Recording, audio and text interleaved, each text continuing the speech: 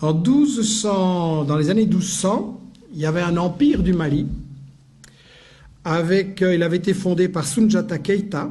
L'empire du Mali avait un État fédéral très organisé avec un parlement. Vous imaginez, dans les années 1200, un parlement.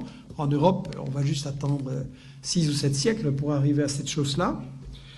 Et l'État était très organisé, avec une armée, avec un système d'enseignement, avec un trésor public. Il organisait l'extraction et la vente de l'or. Il développait l'agriculture, coton, arachide. Il y avait des centres universitaires extrêmement célèbres à Tombouctou, à Géné ou à Ségou. Et un des successeurs de Keïta, Boubacar II, 2 siècles avant Christophe Colomb, a lancé 2 expéditions maritimes pour découvrir l'Amérique. Donc, pour des gens qui ne sont jamais entrés dans l'histoire, c'est pas mal. Et en fait, ce qui est intéressant, c'est que donc, il y avait toute une économie en Afrique et au Mali.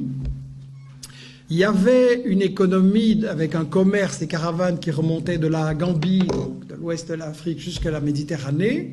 C'était effectivement contrôlé, organisé par les Touaregs. C'était un commerce extrêmement prospère. Et quand le colonisateur français est arrivé là, intéressé par les matières premières, qu'est-ce qu'il a fait? Il a totalement disloqué, brisé ce commerce.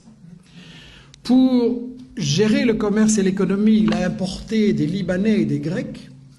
Et ensuite, la grande démocratie française, qu'est-ce qu'elle a fait? Elle a assassiné des milliers de professeurs de langue arabe. Pourquoi?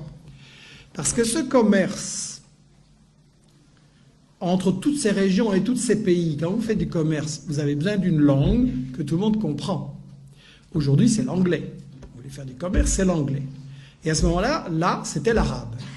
Et donc, si on voulait détruire ce commerce et que tout soit pour l'exportation vers la France, on a massacré des milliers de professeurs d'arabe à l'époque.